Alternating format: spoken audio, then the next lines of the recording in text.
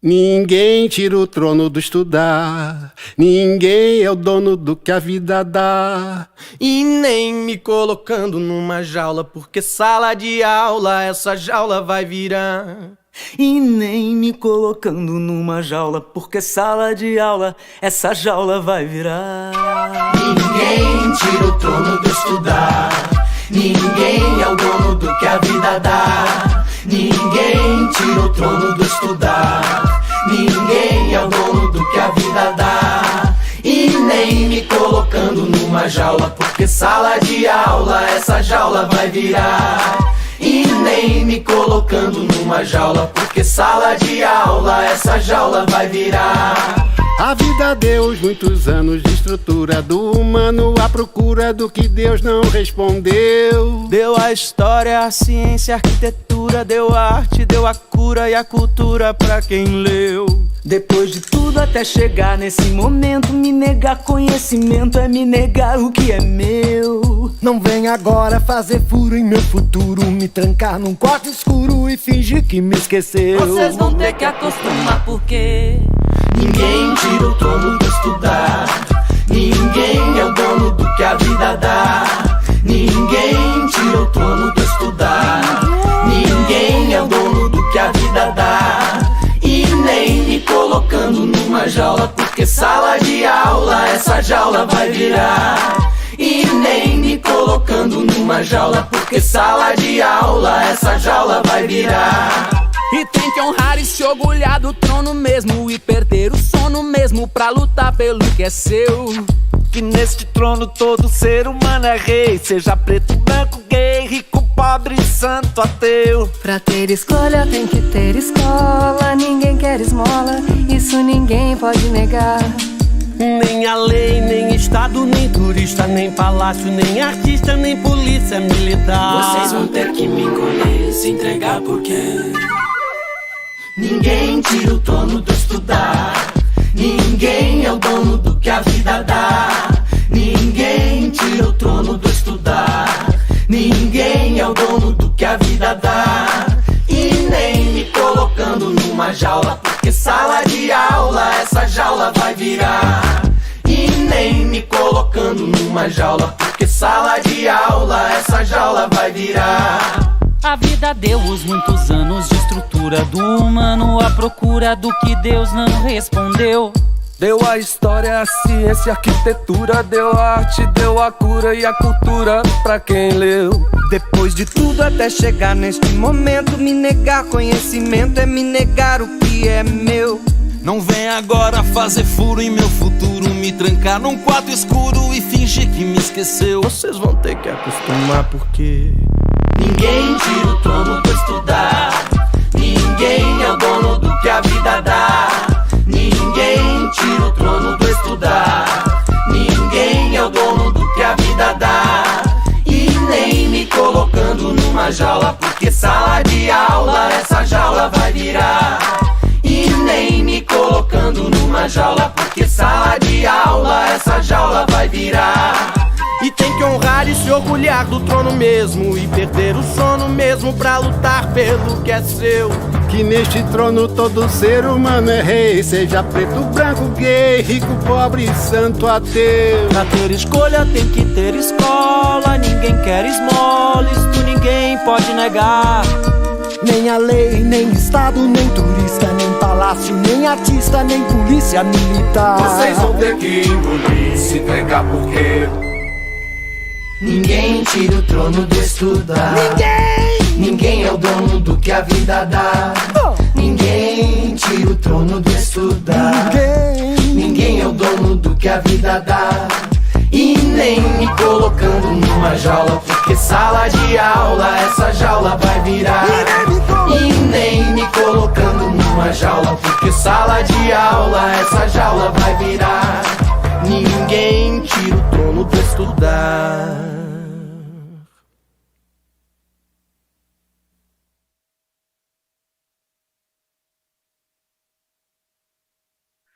Olá, gente boa, boa noite. Ninguém tira o trono de estudar. E é para isso que hoje nós estamos aqui, professores e professoras, funcionários e funcionárias de escola, tanto das redes estadual quanto municipais.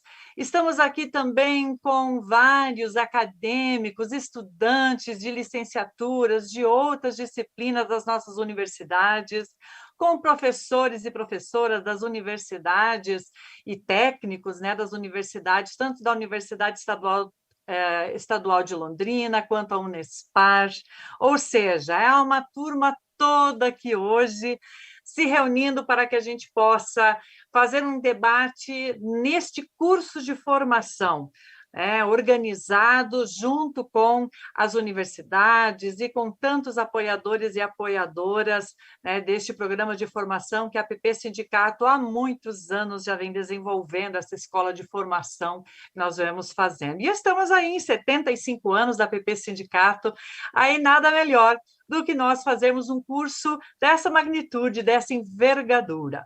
Mas eu não estou aqui para fazer muito discurso, não, tá bom? Meu nome é Nádia Brixner, eu sou funcionária de escola, estou na direção da PP Sindicato e estou nessa tarefa hoje de fazer essa saudação e essa abertura, organizar um pouquinho os trabalhos aqui.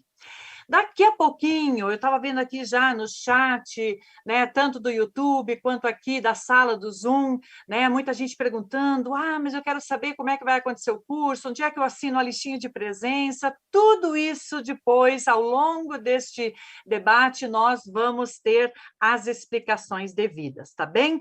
Nós já estamos ao vivo com a nossa transmissão pelas redes da PP Sindicato, pela TV APP, tanto no nosso canal YouTube quanto do Facebook, e também pelas mídias da Unespar e da Universidade Estadual de Londrina. Então, tem muitas opções para que vocês possam acompanhar esta abertura do nosso curso de formação, né, que a gente vai estar organizando ao longo deste ano de 2022. E aí nós vamos ter aqueles colegas, aquelas colegas, mas eu hoje tenho aula, hoje eu não pude participar, como é que eu posso fazer para participar, para ver, para pelo menos assistir Márcio Postman falando conosco?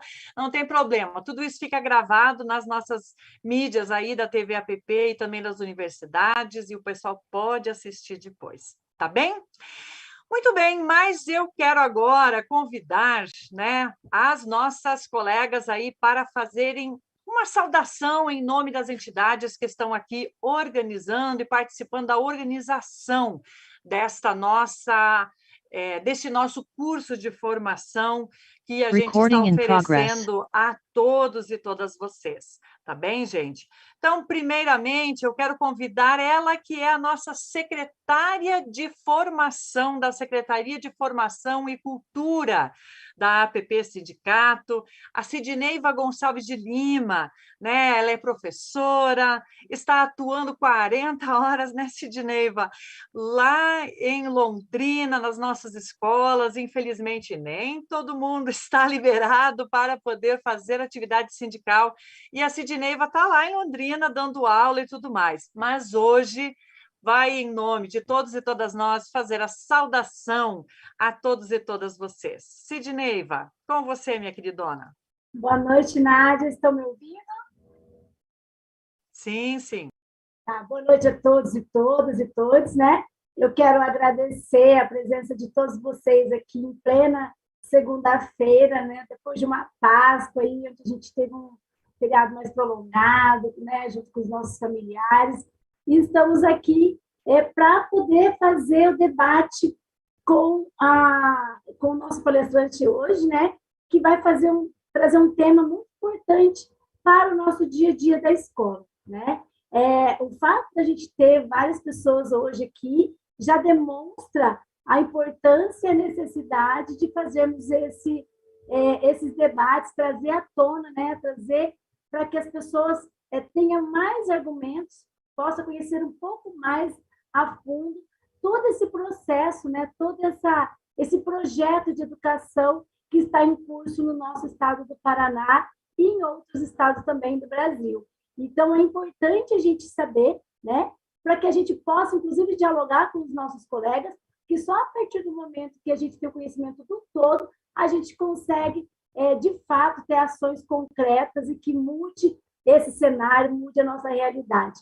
E é muito gratificante a gente ter essa possibilidade a partir, né, da nossa entidade, da PP Sindicato, juntamente com as nossas parceiras, a UEL e a Unespar, né, que traz a possibilidade de fornecer esse certificado tão importante para a gente, mas que, para além da certificação, a provocação desse debate. A gente sabe que o momento exige da gente esse esforço, para além das 40 horas que a gente está em sala de aula. Como a Nádia colocou, sou professora de educação física, estou aqui atuando em Londrina, né, mas tenho uma formação também em ciências políticas, inclusive fui instigada pelos cursos de formação da PP. Então, um dos nossos pilares também deste modelo de formação é justamente trazer fomentar, né, essa provocação para que a gente, inclusive, tenha novas lideranças, enfim, a gente possa fazer um trabalho coletivo e unificado em defesa da escola pública. Obrigada, gente. Valeu, Sidneiva, muito obrigada pela sua fala, pela sua saudação. É sempre tão importante, né, essas parcerias que a gente vai construindo ao longo de muitos anos, né? E aí, hoje nós estamos aí, né, oferecendo este curso de formação, onde nós vamos debater a formação inicial e continuada dos profissionais da educação básica, os aspectos teóricos e práticos da educação pública no estado do Paraná. Não é um desafio simples, né, Sidnei? Mas a gente dá conta. E para isso a gente tem alguns apoiadores, algumas apoiadoras que estão sempre junto, como, por exemplo, a Universidade Estadual de Londrina, com quem a gente já elaborou vários cursos em Londrina e também estadualmente. E hoje quem vai fazer a fala para nós, né, de saudação em nome da universidade, é a professora Adriana Medeiros Farias. Ela é professora associada do Departamento de Educação da Universidade Estadual de Londrina, é pesquisadora líder do grupo de pesquisa em Educação, Estado Ampliado e Hegemonias, e também é integrante do Fórum Paranaense de Educação de Jovens e Adultos. Boa noite, Adriana, que bom ter você aqui conosco. Boa noite. Boa noite a todas as pessoas que aceitaram o nosso convite.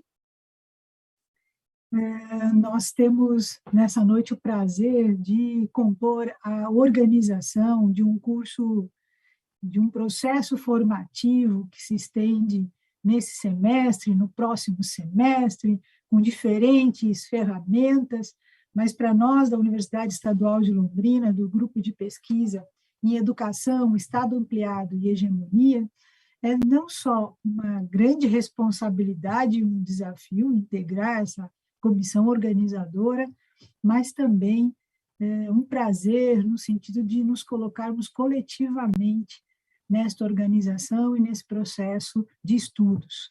Será um tempo de muita aprendizagem, um tempo de muito estudo, um tempo também de muita reflexão das condições que a educação pública no estado do Paraná se encontra.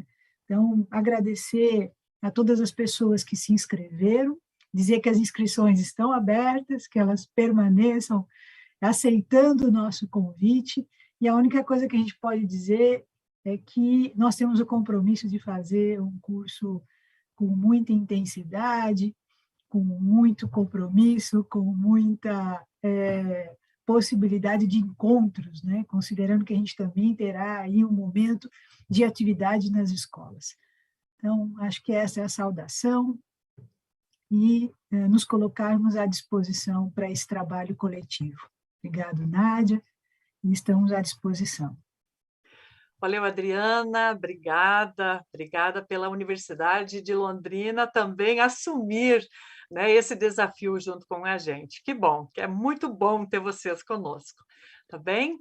E nós também, né, já temos uma parceria de longa data e é quem, por exemplo, está certificando este curso de formação que nós estamos fazendo, é o pessoal da universidade, né, da Unespar, né, que tem vários campos, né, em vários lugares, em várias regiões também, né? E a Edneia Navarro Chilante é, inclusive, uma das coordenadoras deste curso, junto com a Adriana, com a professora Sidneiva. Ela também é professora associada do Colegiado de Pedagogia da Unespar, do campus lá de Paranavaí, daquela terrinha quente de Paranavaí. E é coordenadora do Observatório de Educação da Unespar. Boa noite, Edneia. Obrigada por você ter assumido mais uma vez esse desafio de um curso de formação com a PP Sindicato e com tantas entidades envolvidas. Boa noite.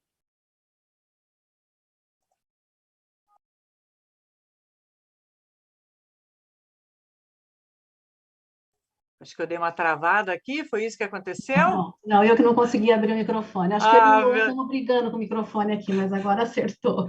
Legal, Edneia. Boa noite, Nádia. Boa noite a todos e todas. Eu quero fazer aqui uma saudação especial a todos e todas que atenderam esse chamado e nominando, né, ou discriminando as pessoas que estão aqui hoje conosco. Nós tivemos aí 634 professores e professoras da educação básica que se inscreveram nesta atividade, neste processo formativo, como bem disse a Adriana, 27 estudantes de pós-graduação dos cursos de mestrado e doutorado, 204 funcionários de escola e funcionárias de escola, 45 estudantes de graduação até agora, vamos buscar mais estudantes da graduação, e 34 professores de ensino superior. Nós temos ao todo aqui 18 instituições de ensino superior do nosso estado, entre instituições públicas e particulares, que atenderam a esse chamado para a gente fazer, para nós tentarmos entender um pouco mais do que está acontecendo no nosso estado, né? E é importante a gente dizer que esse curso, ele nasceu exatamente da intenção de nós sairmos da nossa realidade imediata, para que nós pudéssemos, então, entender a lógica de funcionamento de todo aquele processo que no dia a dia nos incomoda, mas a gente não sabe muito bem analisar ou até mesmo como se comportar diante dele. Então, este curso, esse processo formativo que tem esses momentos aqui, e este é o primeiro, né, de atividade mais teórica, e outros momentos que nós vamos ter de grupos de estudos, ele procura, então, fazer com que a gente olhe para além dessa fragmentação toda que o dia a dia e que o cotidiano acaba nos impondo. E aí eu só quero ler aqui uma mensagem, na verdade é uma citação de um colega, a citação é o WhatsApp 2022, viu? Porque é uma troca de mensagens, mas a ideia, pensando nesse curso, então ele me manda a seguinte mensagem: de qualquer forma, sem se ocupar da descrição e do esquadrinhamento da realidade imediata, é impossível compreendê-la, e mais impossível ainda, racionalizar a totalidade, condição para superar a pura agitação e o agir caótico. Quase sempre, a ausência de uma correta interpretação da realidade. A realidade não é apenas o imediato. Produz ações equivocadas na luta sobre essa mesma realidade e impede a elaboração de estratégias sob as quais as táticas funcionam. Sem se definir uma estratégia, as operações táticas ficam sujeitas ao individualismo inocente e quixotesco. Sem clareza estratégica, normalmente os movimentos das lutas de classes tornam-se simples taticismos, que são as ações baseadas numa leitura subjetiva da realidade, desprovidas da necessária compreensão científica e histórica. Então, é isso que nós vamos começar aqui hoje, e esse é o sentido da fala do professor Márcio Postman, que é nos trazer um pouco da compreensão desta realidade de forma científica e histórica. E agradecer também, né, fazer uma saudação especial ao professor Márcio, que atendeu aqui o nosso convite, pacientemente esperou a gente se organizar com datas, porque a atividade, esse curso ele nasceu de uma proposta e foi se ampliando, inclusive nas parcerias, e chega a esse número que nós estamos aqui de quase 1.000 inscritos acompanhando, né, e esperamos que acompanhem até o final desse processo formativo. E essa citação é Carlos Aleixo, WhatsApp 2022. Obrigada, gente, boa atividade para todos nós. Maravilha, Edneia, maravilha. É bom a gente citar os nossos também, né? Com certeza, com certeza. Essa mescla de pesquisadores, de pessoas que estão fazendo aqui e agora é sempre importante. Obrigada, Edneia. E agora eu quero, então, pedir para fazer a sua saudação a nossa presidenta da APP Sindicato, a professora Valquíria Mazeto, a APP Sindicato que comemora este ano, né, agora no dia 26, 75 anos de história. E essa história é de muita formação, é de muito trabalho coletivo, de muito trabalho de base, né, de muita construção e reconstrução da nossa história. E a professora Valquíria Mazeto, há muito tempo, tem participado diretamente de todo esse trabalho. Ela é professora de geografia, né, vem lá de Vailândia, hoje mestra em educação e está na presidência da APP Sindicato. Professora Valquíria Mazeto, boa noite, bem-vinda. Boa noite, Nádia, boa noite a todos e todas.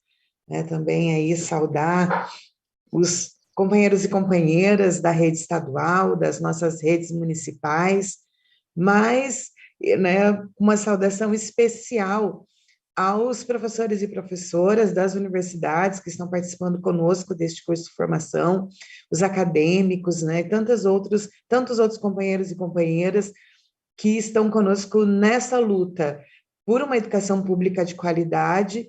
E aí a gente vai se encontrando em outros espaços de luta e agora também num espaço de nos organizarmos para fazer essa luta. Assim como a Nádia e tantos outros trouxeram, o programa de formação é um programa que a APP Sindicato já realiza há muito tempo, né? Nós já fazíamos formação antes da escola de formação constituída pela CNTE, daí depois nós adotamos formalmente a escola de formação da CNTE e ampliamos, né, o que era uma proposta nacional para os dirigentes aqui no Paraná, nós ampliamos para toda a base e os nossos 29 núcleos ofertaram. Né? Se nós tivéssemos no modelo anterior, essa seria talvez a etapa estadual. Né? Nós teríamos uma etapa estadual, em que a gente prepararia os formadores, que voltariam para os 29 núcleos para montar as turmas regionais. A pandemia dificultou uma série de procedimentos e métodos utilizados, mas abriu novas possibilidades. E nós estamos aí, então, com um curso de formação com quase 1.000 inscritos, podendo ultrapassar. Eu acho que o nosso desafio agora é motivar cada um e cada uma que se inscreveu a participar. Porque nós temos não só a história de luta que a APP Sindicato acumulou, né, e faz nesses 75 anos, fez e continua fazendo, mas também esse trabalho conjunto com as universidades públicas aqui do estado do Paraná.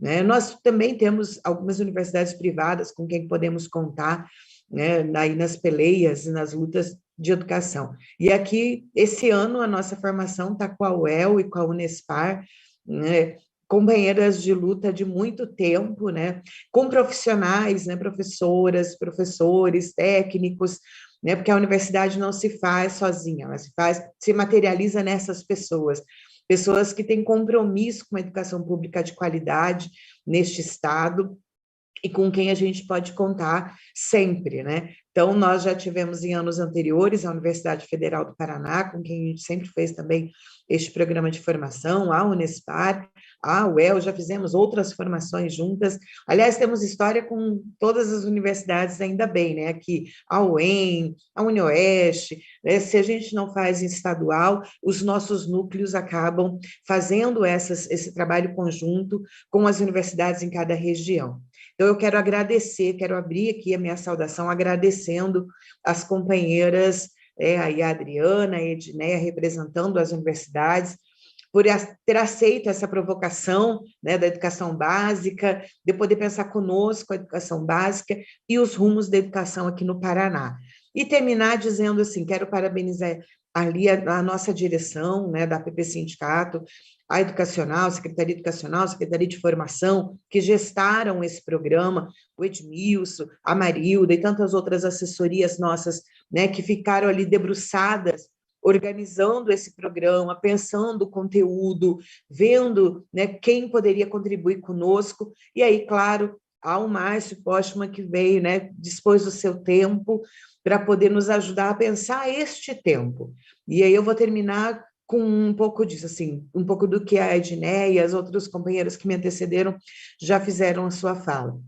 Da necessidade urgente que a gente tem de entender o nosso tempo, para intervir sobre ele qualificadamente, porque nós já estamos sentindo a consequência das ações e do projeto muito bem organizado pelo governo e pela Secretaria de Estado da Educação. O sofrimento, a angústia, a pressão, o assédio, o adoecimento e o empobrecimento da educação pública nesse estado, né? E o enriquecimento de empresas que estão entrando numa rede em que a gente não tinha parceria público-privada, não tinha terceirização, não tinha participação, né, de tantas outras frentes dentro da educação pública, né? Então, nós estamos num ataque muito forte e coordenado, e para enfrentar e derrubar e construir novos tempos e construir a educação pública que nós defendemos com as condições de trabalho que nós entendemos que são necessárias para fazer a educação pública que sonhamos, nós precisamos nos organizar. E aí é à noite, é no sábado, é na horinha que sobra, que a gente vai enfrentando o sistema para nos capacitar e termos a condição de resistir, de confrontar, de desmontar, de sonhar e de construir um novo tempo, porque isso é possível, e eu acredito nisso, e é por isso que nós vamos estar aqui nessas horas todas do programa de formação. Então, um grande abraço a todos e todas, que possamos ter força, resistência e concluirmos o nosso programa nesse ano tão importante dos 75 anos da APP Sindicato. Um bom curso para todos nós. Beijo. Obrigada, professora Valquíria, valeu. Que bom a gente poder ter essas oportunidades, né, Valquíria, né, com as universidades e com tanta gente, para a gente construir esses programas de formação ao longo de tantos anos da APP Sindicato, e hoje a gente poder ter a abertura deste programa com um camarada tão parceiro dos movimentos populares, da luta sindical, como é Márcio Postman. E, inclusive, nós estávamos aqui trocando uma ideia junto com a Edneia, né? E queremos, inclusive, fazer uma pequena mudança no nosso roteiro. A gente agora ia conversar um pouco sobre como é que vai ser o curso, como é que vai ser essa organização do curso. Mas a gente está vendo que tem muita gente entrando e nós queremos aproveitar o máximo do tempo que nós temos com o Márcio Postman. Então, por isso, nós vamos agora abrir o espaço para que ele possa fazer esta fala. Tá bem, gente boa? Então, aí no final, a professora Edneia daí vai fazer todo a organização também do nosso curso, as orientações e tudo mais. Tá bem, gente? O Márcio Postman, professor doutor Márcio Postman, ele fez graduação em Ciências Econômicas pela Universidade Federal do Rio Grande do Sul. Pós-graduação em Ciências Políticas pela Associação de Ensino Superior no Distrito Federal. Doutorado em Ciências Econômicas pela Universidade Estadual de Campinas. E cursos de pesquisador no Centro de Estudos Sociais e de Economia do Trabalho. Também foi professor, né, livre-docente, titular pela Unicamp. Atualmente é professor colaborador voluntário do Instituto de Economia da Universidade Estadual de Campinas. Ele também foi presidente da Fundação Perseu Abramo de 2012 a 2020 2020, presidente do Instituto de Pesquisa Econômica Aplicada entre 2007 e 2012 e secretário municipal de São Paulo de 2001 a 2004. Também foi autor de vários livros. Enfim, Márcio Postman é essa celebridade que a gente hoje tem a honra de ouvir e com quem nós queremos aprender muito. Eu, Nádia Brixner, me despeço neste momento. Quem vai depois fazer a mediação do debate é a professora Edneia, tá bem? E neste momento, então, tenho o prazer de convidar o doutor professor Márcio Postman, que vai conversar conosco sobre o tema desindustrialização e o setor produtivo do Brasil, a estagnação e a descentralização do mundo do trabalho no Brasil. Este nome complexo, né, com certeza será muito bem traduzido pelo professor Márcio Postman. Boa noite, professor. É um prazer ter você no curso de formação da APP Sindicato, da Universidade de Londrina e da Unespar. Boa noite.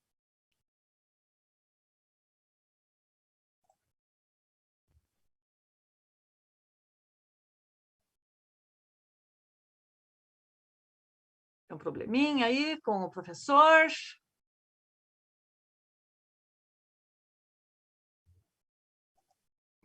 Muito bem. Ah, deu certo.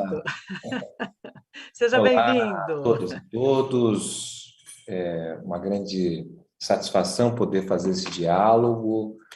Agradecer muito a Nadir pela recepção, pelas boas-vindas.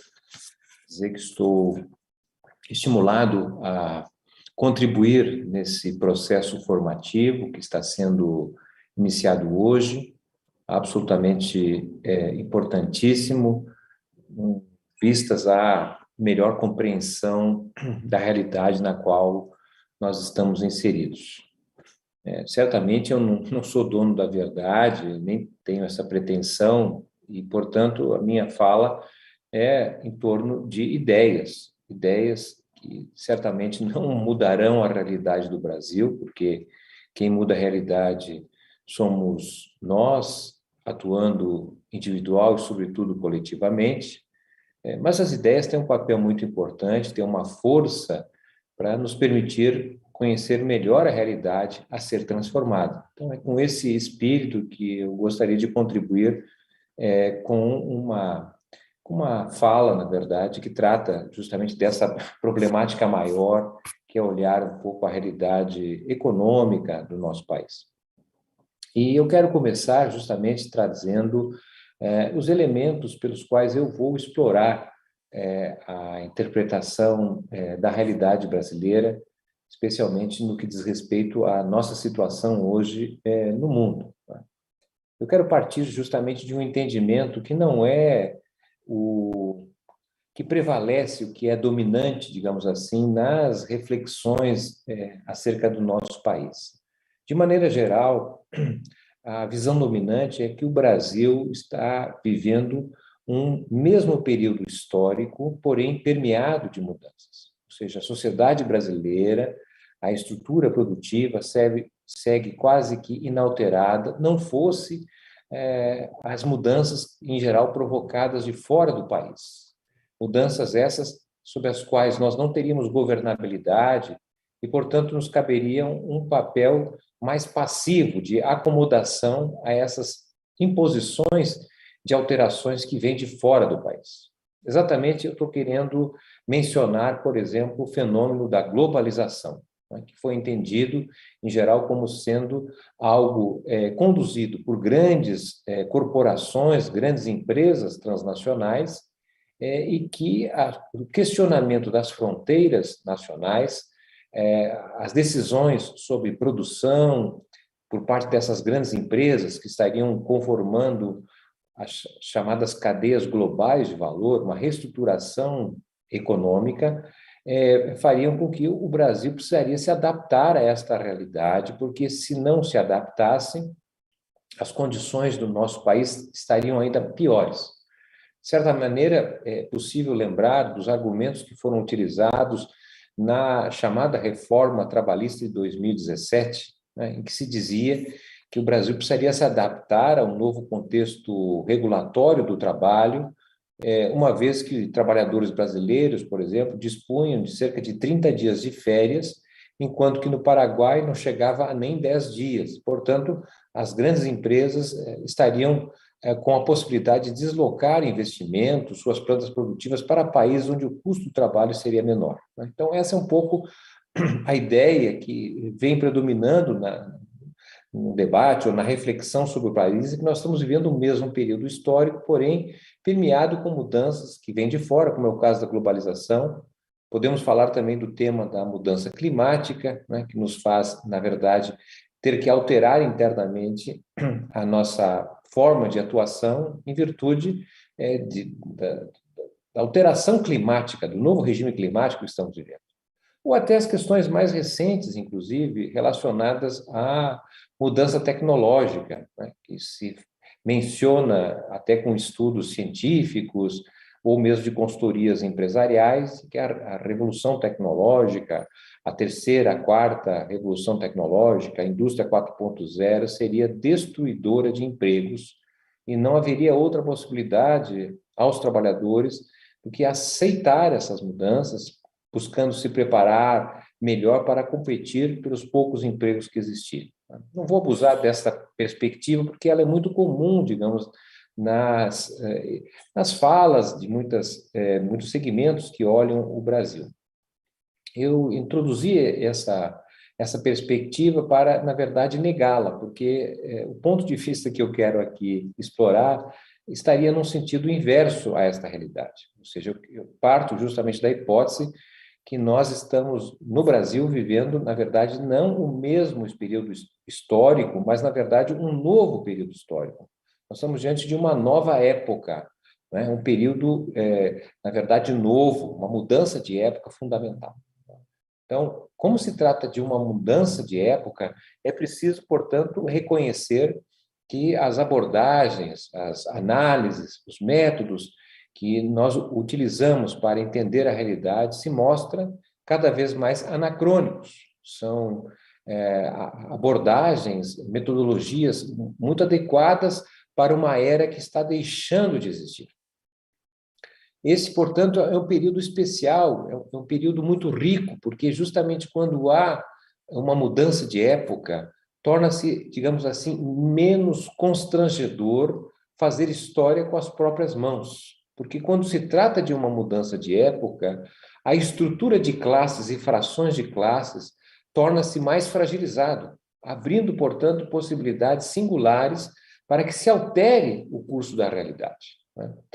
Digo isso porque me parece que nós todos, as diferentes gerações que estão vivendo esse início do século XXI, mas precisamente essa terceira década do século XXI, são gerações privilegiadas, porque poucas gerações na história do país tiveram a oportunidade de mudar a realidade com a sua vontade, com as suas próprias mãos, né? Justamente por isso que talvez, né, os que mandam no país, né, os dominantes, a elite dirigente, por reconhecer a fragilidade da estrutura de classes num período de mudança de época, que tem, na verdade, traduzido uma espécie de cancelamento do futuro, né? O país praticamente não fala sobre o seu futuro. Era muito comum, quando ainda eu era estudante, isso lá nos anos 80, por exemplo, haver estudos de diferentes abordagens ideológicas, tanto na direita como na esquerda, Roberto Campos, entre outros autores, como Celso Furtado, que tinham uma visão acerca do Brasil no ano 2000, por exemplo, né? Havia uma tentativa de configurar o curso que o Brasil poderia vir a ter, né? Isso hoje praticamente está anulado. Dificilmente nós vemos alguém falar como seria o Brasil em 2030, como seria o Brasil em 2050. Alguém pode achar estranho, porque a gente não sabe muito bem como vai ser o dia de amanhã, mas há países com planejamento, né? Podemos aqui citar um deles, talvez o principal, que é a China. Tem planejamento de 5 anos, 10 anos, 20 anos, né? E o Brasil foi, na verdade, perdendo essa capacidade de planejar o seu futuro. E, nessa perspectiva, é um indicador de que, sem ter uma visão de futuro, né? Ou seja, uma espécie de cancelamento das possibilidades do país, nós estamos hoje e cada vez mais submetidos a uma visão de curtíssimo prazo. O nosso país se transformou, e digamos assim, as instituições que estão atuando operam como se fosse uma espécie de pronto-socorro, atuando nas emergências. E sem, na verdade, um horizonte para onde podemos direcionar as lutas, direcionar, na verdade, uma visão que interesse a classe trabalhadora no médio e longo prazo. Então, o cancelamento do futuro nos faz deprimidos, né? nos faz apáticos, muitas vezes, e essa é a melhor forma de conduzir a dominação de um povo. Um povo triste, apático, não luta pelo amanhã, luta pelo hoje, pela sobrevivência, pela subsistência, né? Então, é dentro dessa perspectiva que eu gostaria justamente de trazer elementos acerca desta mudança de época a qual nós estamos hoje submetidos. E digo isso com entusiasmo, porque se nós olharmos a história do nosso país, né, praticamente meio milênio, né, de 1500 para cá, nós identificaremos talvez somente 2 outros momentos que foram mudança de época para os brasileiros, né? Guardada a devida proporção, o que nós estamos vivendo hoje é comparável ao que os brasileiros viveram na década de 1880. Essa década é muito importante porque ela, na verdade, redefiniu os rumos do país. Se a gente quiser entender por que hoje nós temos desigualdade tão profunda, por que nós temos o racismo estrutural, por exemplo, tem a ver justamente com a solução encontrada na mudança de época que o Brasil viveu na década de 1880. Como sabemos, né, esta década foi uma década de forte tensão, correlações de forças de um lado e de outro, entre aqueles que sonhavam com o Brasil, né, sem trabalho escravo, né, mas, na verdade, um trabalhador que havia sido ex-escravo, compensado com a existência de um salário mínimo, compensado pela distribuição e o acesso à terra, compensado pela introdução do ensino fundamental, formal. Esta era a luta que por cerca de 2 décadas, os abolicionistas conduziram. Desde 1868, nós tivemos enormes lutas para tentar sair do atraso que era o Brasil do trabalho escravo. Mas, obviamente, a mudança de época traz consigo lutas, desafios, que são expostos a correlações de forças. Embora os abolicionistas daquela época, Rui Barbosa, Joaquim Nabuco, sonhassem com um Brasil diferente, não imaginavam que seria possível fazer aquela transformação que acabou acontecendo, que foi justamente o fim de uma economia mercantil para a introdução de uma economia capitalista, de uma nova estrutura de classes sociais, de uma concorrência entre os indivíduos. Essa transformação foi operada na década de 1880, com avanços e retrocessos, né? Mas foi fruto de uma luta. O resultado foi, infelizmente, apenas e tão somente a soltura dos ex-escravos, não é? Não houve distribuição de terras, não houve a introdução do salário mínimo, a Constituição de 1891, a primeira Constituição da República, do ponto de vista educacional, ela foi um retrocesso, se comparado do ponto de vista formal, à Constituição do período monárquico, a Constituição de 1824. Mas isso foi produto da história, da luta, não é? Mas mudou o Brasil. O Brasil, a partir, então, de 1890, tem uma trajetória muito distinta do que era o Brasil até então. Da mesma forma, nós podemos também, apenas para mencionar, uma segunda mudança de época que foi extraordinária do ponto de vista dos brasileiros, que é o que ocorreu na década de 1930. Esta década também é muito importante, porque ela marca a transição do Brasil agrário, de um Brasil muito primitivo, para um país urbano e industrial. Isso não foi algo espontâneo, isso foi resultado de muita luta, conduzida naquele período pelos chamados tenentistas, né? Em articulações com o movimento modernista, com várias perspectivas que se abriram por longo período de experimentações e que foram fundamentais para inverter o jogo. O Brasil, até o final da década de 1920, era um país muito rudimentar. Basta dizer que a expectativa média de vida do brasileiro em 1930 era de apenas 34 anos de idade. É óbvio que haviam pessoas que viviam mais do que isso, mas a expectativa média era esta, né? Consideremos o que seria um país, naquele período, com cerca de 30 milhões de habitantes, em que mais de 80% da população residia no meio rural, sendo, de forma quase absoluta, uma população analfabeta. Basta dizer que, para votar até 1930, era necessário saber escrever o nome, e o que significava dizer que, no processo eleitoral, os eleitores não chegavam a 5% total da população, né? Imaginemos as mulheres, que eram praticamente uma espécie de máquina de reprodução humana, tendo em vista que, naquela época, as mulheres chegavam a ter entre 10 a 15 filhos. Imaginemos uma mulher com uma quantidade de filhos, vivendo em média até 34 anos de idade. Qual a possibilidade da mulher ter uma participação ativa na sociedade, que não fosse basicamente a condução dos filhos? Portanto, a sociedade agrária era uma sociedade primitiva, do ponto de vista que se vivia basicamente para trabalhar. Nós estamos falando de uma realidade em que a população vivia no campo e trabalhava onde morava. Não havia separação entre o trabalho de produção e o trabalho de reprodução. Era praticamente uma coisa só, na medida que o trabalho feito fora de casa, na estrebaria, na lavoura, era uma espécie de continuidade do trabalho que havia dentro da casa. Era comum, portanto, uma criança de 5, 6 anos de idade já estar envolvida no trabalho, ajudando no cuidado dos outros irmãos, no trabalho doméstico, e cada vez mais se envolvendo nas atividades de lavoura.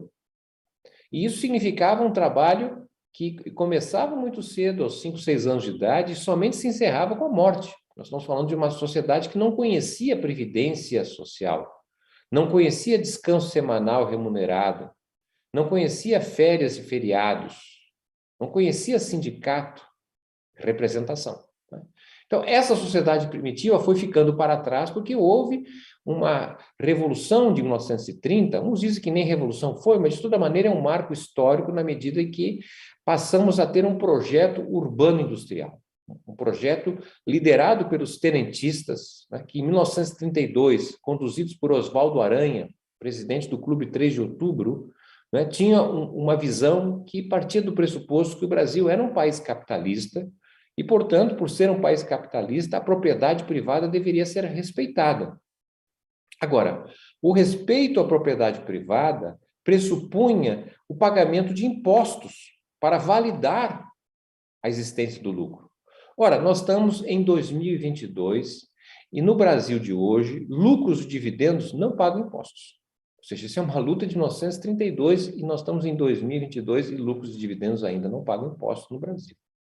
Também, em 1932, Oswaldo Aranha liderava o Clube 3 de Outubro, que informava, não é, que a propriedade privada, ao ser validada, ela precisava ter função social. Não é? Ou seja, só seria válida a existência de propriedade privada se ela tinha uma função social. Ora, nos dias de hoje, a gente sabe a quantidade de terras que existe no Brasil, terras férteis que não são utilizadas.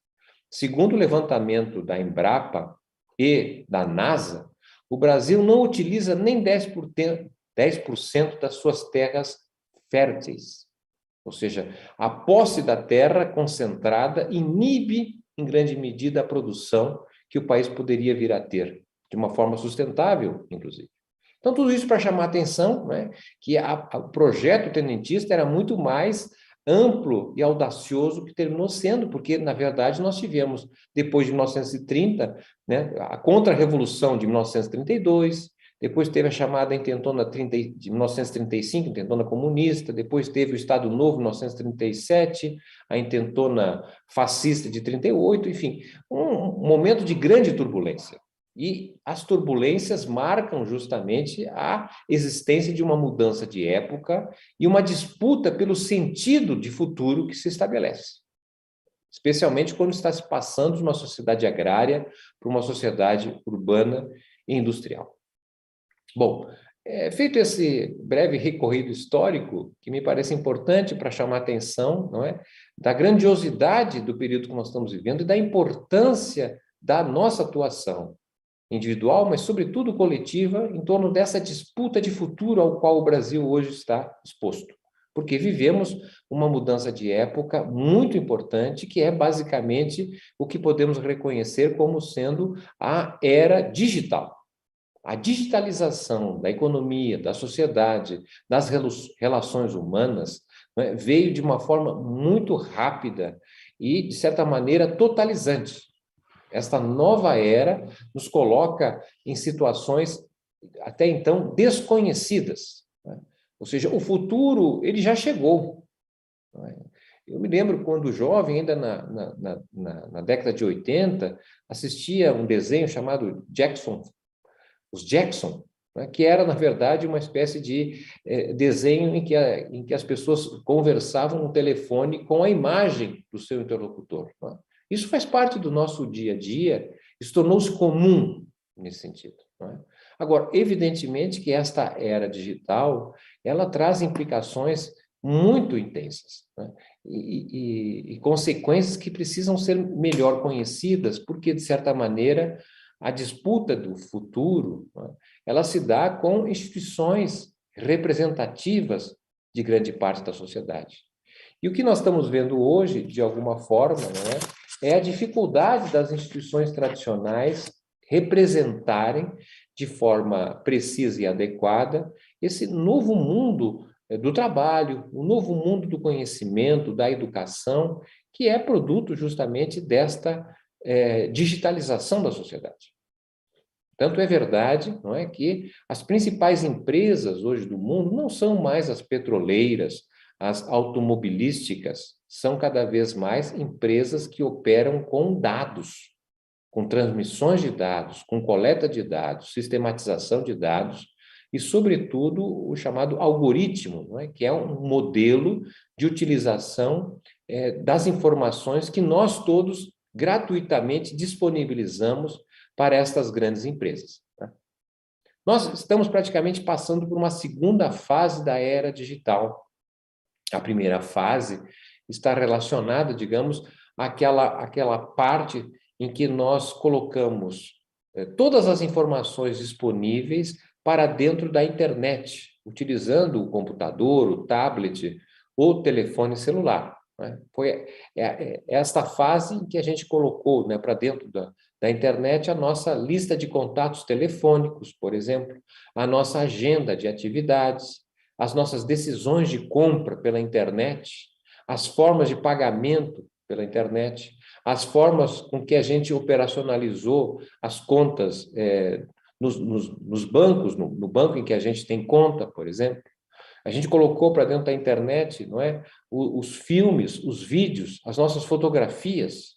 Nós colocamos para dentro da internet, inclusive, o roteiro que nós utilizamos quando passamos a nos deslocar orientados, né, pelo Google Maps ou qualquer outro aplicativo.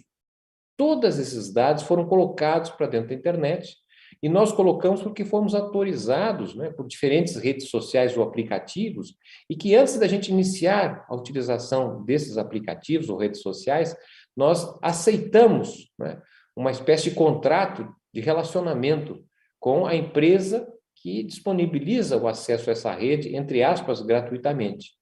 E na maior parte das vezes a gente coloca como aceitando, porque, do contrário, nós não teríamos acesso a essas redes ou aplicativos, mas lá está dito que todas as informações que nós transferimos para a internet não mais nos pertencem.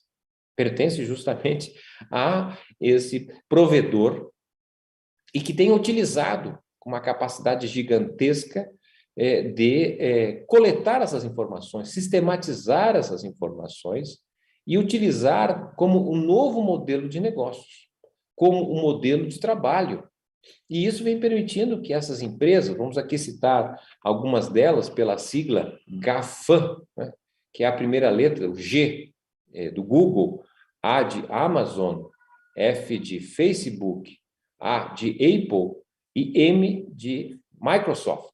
São todas empresas americanas, a gente está falando aqui do Ocidente, mas se a gente fosse falar do Oriente, teria que falar das grandes empresas chinesas, mas no caso nosso, do Ocidente, essas grandes empresas dominam todas essas informações e têm, na verdade, utilizado dos satélites, digamos assim, já estamos falando agora, não é de uma economia terrestre, mas é uma economia do espaço, né? Basta olhar o mapa do trânsito do nosso espaço percorrido por uma diversidade de satélites que não são nossos, inclusive, e que fazem negócios no Brasil.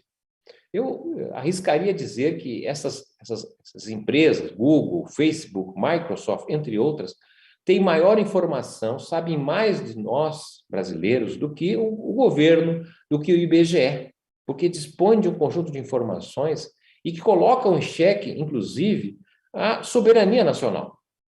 Porque, veja, da situação que nós nos encontramos hoje, o Brasil não poderia nem entrar num conflito cujo adversário ou inimigo fosse os Estados Unidos, porque permitiria aos Estados Unidos simplesmente desconectar o Brasil dos seus satélites, o que significaria o desaparecimento dos nossos contatos pela internet.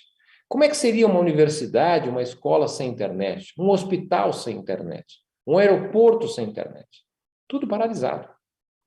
Portanto, esta é a realidade a qual nós estamos colocados, né? Uma realidade que tem sido utilizada como modelo de negócio as informações, mas vai para além do modelo de negócio. Tem sido utilizado também no campo político, na esfera eleitoral. Nós reconhecemos vários fenômenos, inclusive não só no Brasil, né, em que a nossa forma de ver a realidade está sendo modulada, não é, pelo uso dos aplicativos, pela manipulação de informações.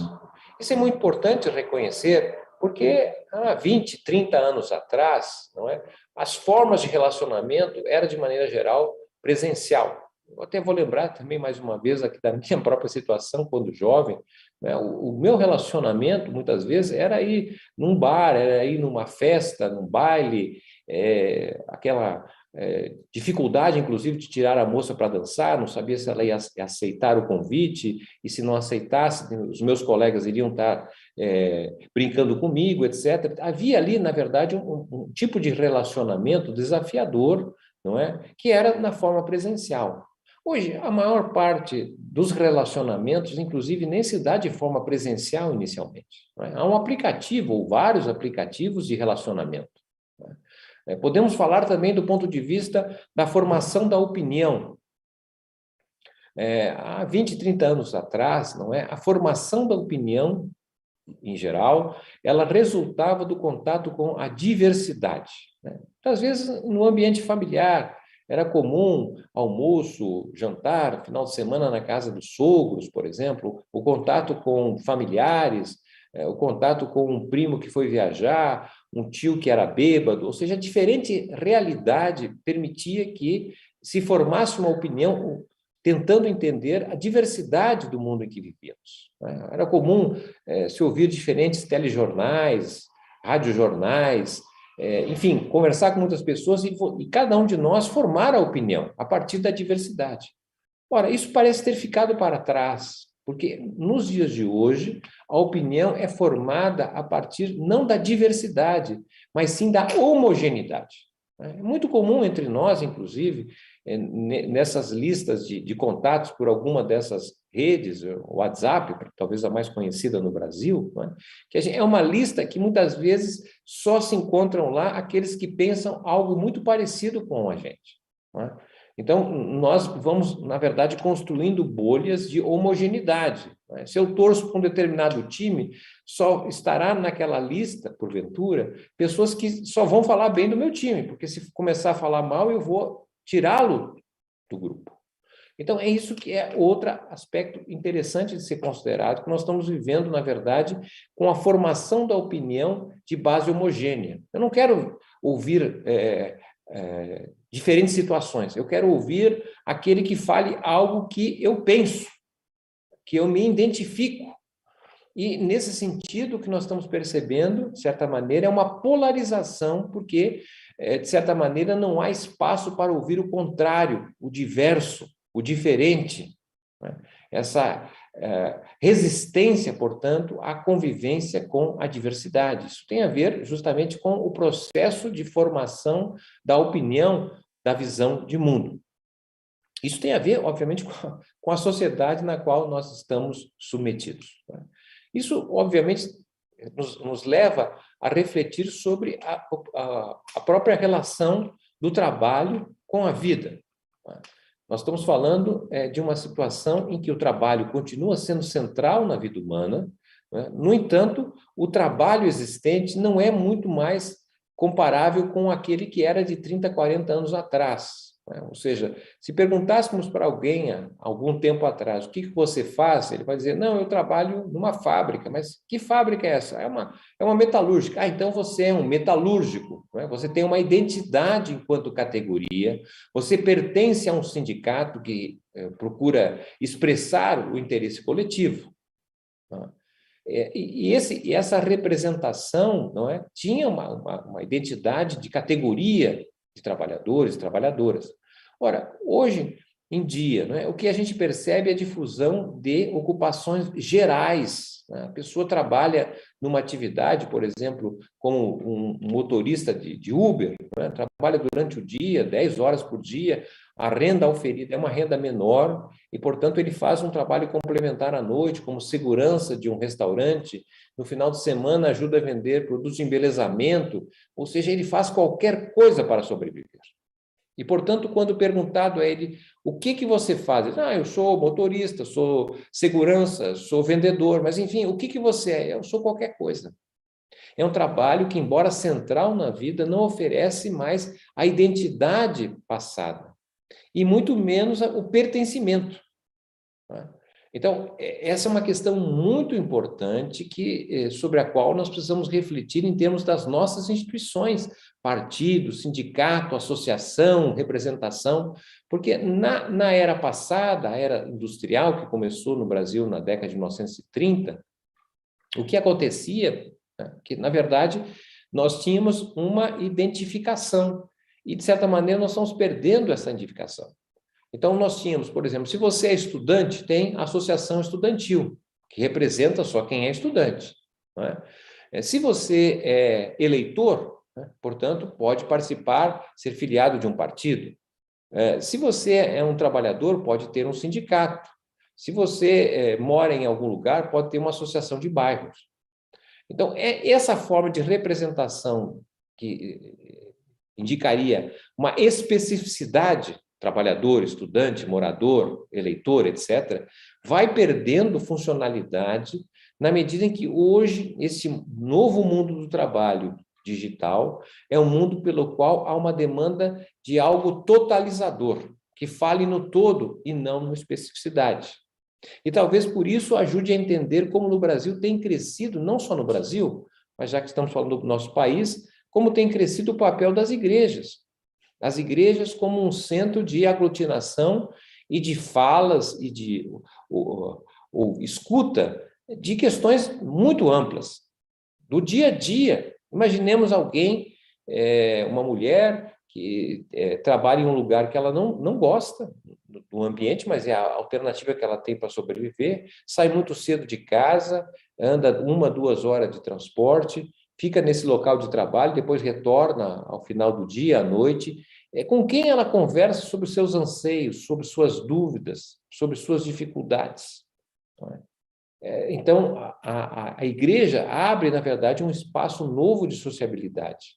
Mas não somente as igrejas, também o crime organizado tem crescido muito no Brasil e sendo, de certa maneira, uma possibilidade de renda, de trabalho e de proteção a determinadas comunidades.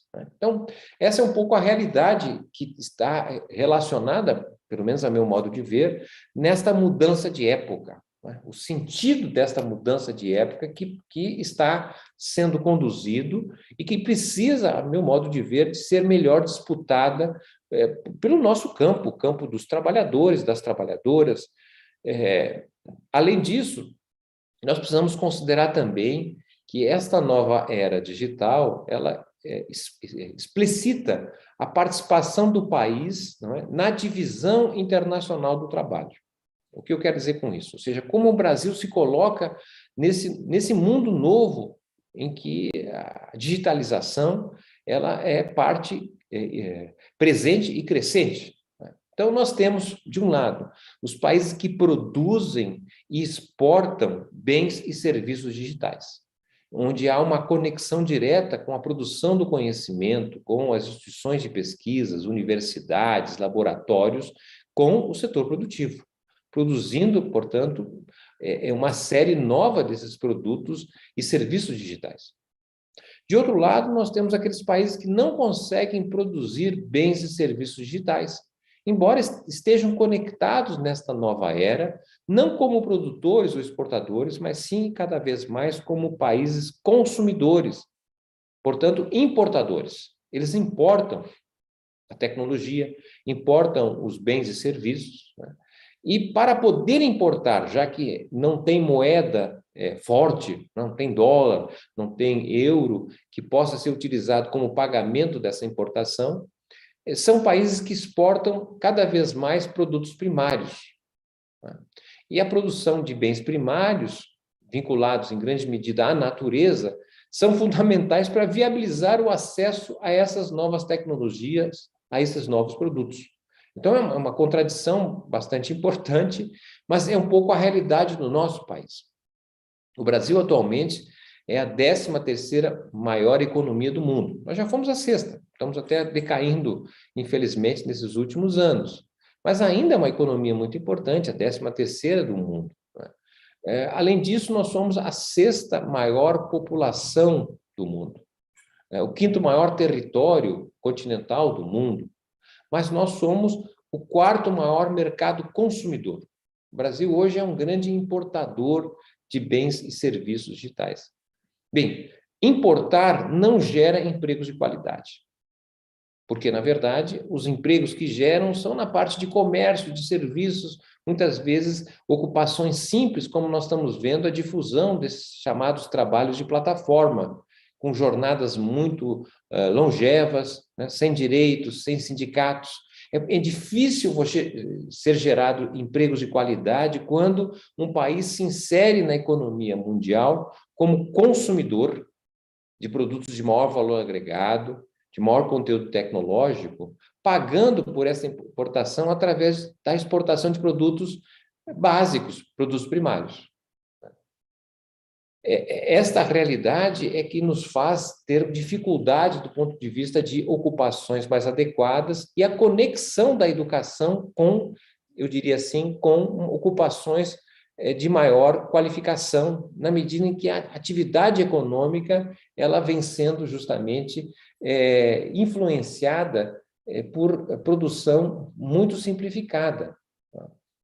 Veja que o nosso agronegócio, que é muito importante na produção e exportação brasileira, mas, ao mesmo tempo, também ele é muito dependente do exterior. O agronegócio brasileiro não sobrevive há 3 meses sem importações de fertilizantes. Sem falar nos outros insumos, como agrotóxicos, por exemplo, sem falar na conexão desta produção e exportação com empresas que fazem a comercialização, que não são brasileiras, e assim por diante. Então, o que eu estou querendo chamar a atenção é que o nosso problema hoje, a modo de ver, não é um problema econômico, eu diria assim, é um problema político. Por que político? Veja, nós temos capital. Né? O Brasil, por exemplo, tem depositado, somente de títulos públicos, cerca de 7 trilhões de reais. Quase 80% de tudo que se produz por ano no Brasil está depositado em títulos públicos, no sistema financeiro, né, que poderia ser utilizado na atividade produtiva.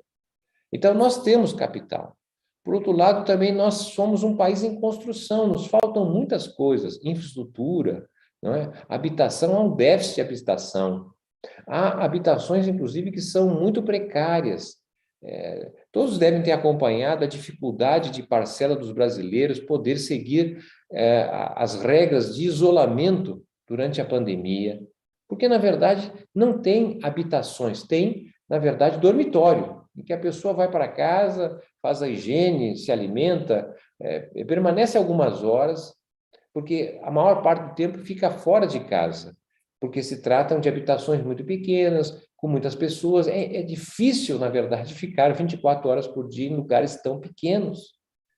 Isso demonstra justamente que nós somos um país em construção, que nos falta praticamente de tudo. Então, nós temos dinheiro, né? Tem capital, tem um país em construção, tem terras férteis que não estão sendo utilizadas, né?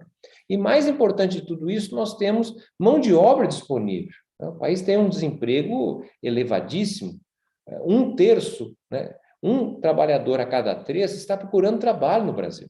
É desesperadora a situação do desemprego. Então, um país que tem capital, tem tecnologia para a construção de cidades, infraestrutura, tem tecnologia para produzir no campo, tem mão de obra e não produz. Né? Nós estamos praticamente quase no 8º ano que não tem crescimento econômico no Brasil. Se não tem crescimento, não tem emprego, não tem elevação da renda. Essa realidade não é um problema econômico propriamente dito, é um problema político. É um problema de um país que tem uma maioria política, não é? Que tem uma visão, eu diria assim, muito própria de uma parcela muito pequena dos brasileiros. E aí é que está a questão, me parece importante, do ponto de vista das decisões nossas, em termos de formação de uma maioria. O nosso sistema político eleitoral, não é? Me parece bastante enviesado de decisões mais importantes sobre as quais nós deveríamos ter, talvez, mais consciência. Vou aqui me referir ao exemplo da eleição de 2018, por exemplo, em que 252 deputados teriam sido eleitos vinculados ao agronegócio brasileiro. Nada contra o agronegócio ter sua representação parlamentar, nada mais do que justo. Agora, praticamente a metade dos parlamentares serem vinculados ao agronegócio me parece alguma coisa estranha, especialmente o meio rural, que não tem 10% da população. Quer dizer, nós somos um país que quase 90% dos brasileiros moram em cidades, e a parte mais importante da bancada veio proveniente do meio rural. Sem falar, evidentemente, que é um parlamento que não tem a cara do brasileiro, não é? Não tem trabalhadores em grande proporção, não tem mulheres, não tem jovens, não tem negros. Então, temos um problema, digamos assim, de formação de maioria que resulta do sistema político eleitoral, porque se ele não é condizente com a expressão da população, né, é óbvio que há, de certa maneira, decisões que terminam sendo muito mais favoráveis a determinados setores do que em relação a outros. Bom, então nós temos aqui, na verdade, uma visão, né? Obviamente há discrepâncias, há controvérsias, mas uma visão que nós estamos vivendo uma mudança de época muito importante, né? Nesse sentido, as diferentes gerações são privilegiadas, pois estão diante de oportunidade de definir o Brasil dos próximos 50 anos. Assim como a abolição da escravatura, da forma que foi feita na década de 1880, definiu o Brasil de hoje. Nós temos problemas sérios de desigualdade, de racismo, e isso foi algo que não se resolveu quando poderia ter sido resolvido, não é, na década de 1880. Nós também estamos diante de uma situação em que agora, e cada vez mais, não é, nós estamos desconectados, digamos assim, daquela era industrial em que as pessoas, não é, vinham para as cidades, saíam do campo, vinham para as cidades, e nas cidades, não é, se trabalhava, em geral, fora de casa, consagrando a divisão entre o trabalho de produção e o trabalho de reprodução.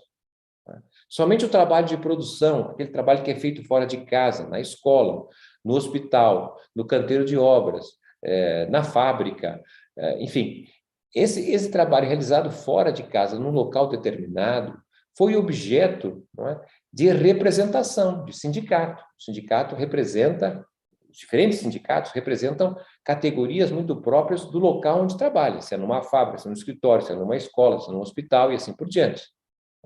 E esse trabalho feito fora de casa, ele foi reconhecido, inclusive, com acesso a direitos. Sabemos que não são todos que têm direitos, mas a ideia de que quem trabalhasse fora de casa, especialmente como empregado assalariado, teria acesso a direitos, salário mínimo, a possibilidade de trabalhar nesse local por muitos anos e se aposentar, tinha sindicato. Né? Mas o outro trabalho, tão importante quanto o de produção, que é o trabalho de reprodução, o trabalho feito em casa, o trabalho de cuidados, cuidado de criança, cuidado de idosos, cuidado de deficientes, doentes, né? A higiene, o trabalho doméstico. Esse trabalho é tão importante como o trabalho feito fora de casa. No entanto, o trabalho feito dentro de casa, né, prevaleceu quase que oculto, especialmente porque foi conduzido por longo tempo, predominantemente por mulheres. Nesse trabalho feito em casa, não tem direitos sociais e trabalhistas, não tem aposentadoria, não tem salário mínimo, não tem representação. Estranho, porque nós podemos ficar em nossas casas lavando louça a vida toda, 20, 30, 40 anos.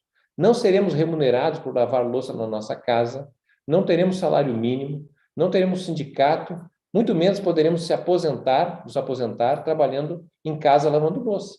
Agora, se for lavar louça em outro lugar que não seja a nossa casa, como, por exemplo, um bar, num restaurante, muda tudo. O trabalho é o mesmo, lavar louça. Mas feito num restaurante, num local determinado, ele dá direito, evidentemente, a ter pelo menos o salário mínimo, dá direito a ter um sindicato. Eu poderei me aposentar lavando louça num restaurante. Então, eu quero chamar a atenção que nesta era passada, industrial, né, havia essa divisão do trabalho. Bom, na era digital, o que nós estamos vendo é que está ficando turvado, né, nebuloso se saber qual é o trabalho de produção e o trabalho de reprodução. Porque com as novas tecnologias, né, nós estamos cada vez mais plugados no trabalho através da internet, através do celular, do computador, do tablet. Como o Brasil não tem muitas pesquisas, infelizmente, feitas sobre o trabalho, o que a gente percebe usando como experiência de outros países, vou aqui dar o exemplo de trabalhadores de serviços que utilizam tecnologias de comunicação e informação, o celular, mostra que, por exemplo, na Inglaterra não existe mais a chamada semana inglesa, trabalhar 5 dias e descansar 2, porque as pessoas levam o trabalho para casa. Está-se quase plugado 24 horas por dia com o trabalho, sonha-se com o trabalho, dorme-se com o trabalho. Segundo essa pesquisa feita com trabalhadores de serviço na Inglaterra, os trabalhadores só se desconectavam do telefone no sábado à tarde, mas já domingo de manhã estavam novamente conectados. O que significa tudo isso? Significa que há uma extensão do trabalho. Está se trabalhando por mais tempo e de forma intensificada. Ora, se há mais trabalho, há mais riqueza. E esta riqueza não está sendo disputada por sindicatos, não está sendo tributada pelos governos, e, portanto, o resultado que nós estamos tendo hoje é um processo de concentração brutal da renda e riqueza. São cada vez menos que têm cada vez mais. Portanto, esta nova sociedade digital nos traz possibilidades inegáveis do ponto de vista do reconhecimento que o trabalho pode ser exercido em qualquer lugar e que a agenda da ação sindical, dos partidos políticos e associações, não pode ser mais apenas uma agenda que olhe o trabalho de produção feito fora de casa. Não é? As experiências que nós tivemos, que foram muito rapidamente aceleradas com a pandemia, né, do teletrabalho, do trabalho em casa, do home office, né, entre outras denominações, demonstram justamente que nós estamos diante de uma realidade nova e que, portanto, a classe trabalhadora é muito maior do que era anteriormente. É uma classe trabalhadora com desejos, classe trabalhadora que está submetida a um processo de intensificação muito grande, uma exploração gigantesca, né, das condições de vida. Então, há um espaço novo, eu diria assim, para a atuação das instituições de representação de interesses. Não sei se será dentro desta especificidade que nós temos do mundo industrial, sindicato, partido, associação, ou se haverá alguma coisa diferente. Mas, de certa maneira, o que nós estamos percebendo atualmente é justamente uma enorme possibilidade de construirmos uma maioria, especialmente no país, que dispute o sentido de futuro a qual nós estamos vivendo. Se nós não tivermos sucesso em combater a desigualdade, a opressão e a injustiça que predominou no Brasil agrário, um país que teve quase 4 séculos de trabalho escravo, em condições de vida absolutamente que levavam ao genocídio. Né? Há muitos livros e estudos, importantes, inclusive registros históricos, do que aconteceu com os judeus, né, que foi praticamente durante 6 anos, 1939 e 45, foi uma tragédia. Né? Mas nós tivemos uma tragédia muito maior que durou quase 4 séculos. Foi uma tragédia que atingiu os africanos que vieram para cá como escravos, mas também atingiu os indígenas, as populações originárias. Nós não fomos capazes de enfrentar isso e, portanto, trouxemos para a era industrial a injustiça, desigualdade e opressão proveniente da era agrária. Também, na era industrial, nós não fomos também capazes de fazer, pelo menos, as reformas clássicas do capitalismo contemporâneo. Nós não fizemos reforma tributária, ou seja, nós vivemos num país em que são justamente os mais pobres que mais impostos proporcionalmente à renda pagam. Os ricos são quase isentos a pagamento de impostos no Brasil. Né?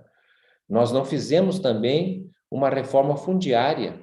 A estrutura da terra no Brasil segue profundamente concentrada em poucas famílias. Não fizemos uma reforma dos meios de comunicação. Não fizemos uma reforma social que oferecesse serviços, né, de boa qualidade para toda a população. Portanto, não podemos agora, nesse início do século XXI, repetir o passado, né, porque estamos diante de uma sociedade com muitas oportunidades, com desafios, e isto requer, com muita sabedoria, consciência a respeito das nossas possibilidades. Eu não tenho dúvida que um curso que se propõe a formar, a entender a realidade, constitui um passo fundamental nesta perspectiva de disputar o futuro. Só uma coisa pode nos evitar de uma transformação que contemple os nossos interesses. É o medo de ousar, o medo de fazer diferente. E eu não tenho dúvida que uma formação com essa especificidade, com essa perspectiva, ajuda a afastar o medo e conduzir uma maioria que seja capaz de transformar o Brasil para todos. Muito obrigado pela possibilidade. Acho que teremos questões agora. Eu passo a palavra, então, para a Nadir, é isso? Professora Edneia. Desculpe. Isso. Perfeito. Professora Edneia, então. Isso, muito obrigada, Márcio. Muito importante ouvir as colocações que o Márcio tem, né, de forma de quem é estudioso, né, do mundo do trabalho, de quem nos traz elementos da história, elementos que estão aí não de fácil acesso a nós aí que estamos no nosso dia a dia. Uma das coisas que eu gostaria até de chamar a atenção, a partir da fala do professor Márcio, quando ele fala do cancelamento do futuro, isso está muito relacionado com o novo ensino médio, com a organização do novo ensino médio e com a lógica da formação de competências socioemocionais, que é a base da formação deste novo sujeito a partir da BNCC e a reforma do ensino médio, né? Porque essas competências socioemocionais, que estão muito fortes, por exemplo, na disciplina de projeto de vida, elas acabam, o objetivo último é esse, de fazer com que a pessoa se adapte a esta realidade que o Márcio muito bem colocou, que é essa prisão nossa no presente, né? Nós estamos presos nesse presente, não há visão de futuro. E não há visão de futuro também nas políticas públicas, sobretudo aí no campo da educação, né? A gente tem ações que visam normalmente atender aos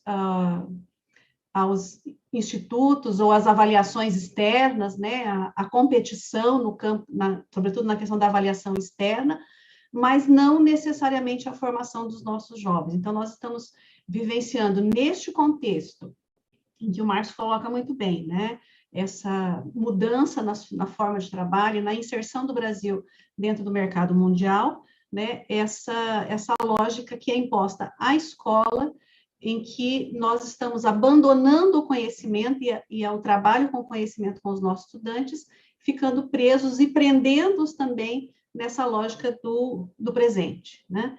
Então, isso é importante para nós refletirmos, e todas as nossas reflexões nos momentos que se seguem, eles vão, deste processo de formação, eles têm como objetivo trazer sempre esta reflexão, a partir desta fala muito importante do Márcio hoje, e aí levando para as questões do nosso cotidiano, das nossas disciplinas, das atividades que a gente desenvolve lá no nosso dia a dia, né?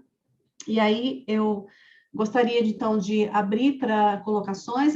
Claro que a gente não tem como ter muitas intervenções, né? Nós somos muitos aqui na sala, ainda tem o pessoal que está acompanhando pelo YouTube. Vamos abrir, então, para um bloco de 3 intervenções agora, 3 intervenções de 3 minutos, para que a gente possa, então, fazer aqui o debate. Nesse momento, a gente encerra, né, nas redes sociais da APP Sindicato, a transmissão, mas continuamos ainda na página do Observatório a transmissão dessa etapa do debate, né? Aí, na sequência, depois que a gente liberar o Márcio dessa atividade, a gente volta a conversar um pouquinho como é que vai funcionar a dinâmica desse nosso curso todo. Mas, então, abrimos aqui para as intervenções que vão ficar no chat. Eu peço que os colegas me ajudem aqui no chat. Quem se inscreveu, podem levantar a mão ou podem fazer a pergunta, né, aqui no YouTube. Aliás, a pergunta aqui no chat, ou podem fazer a questão diretamente.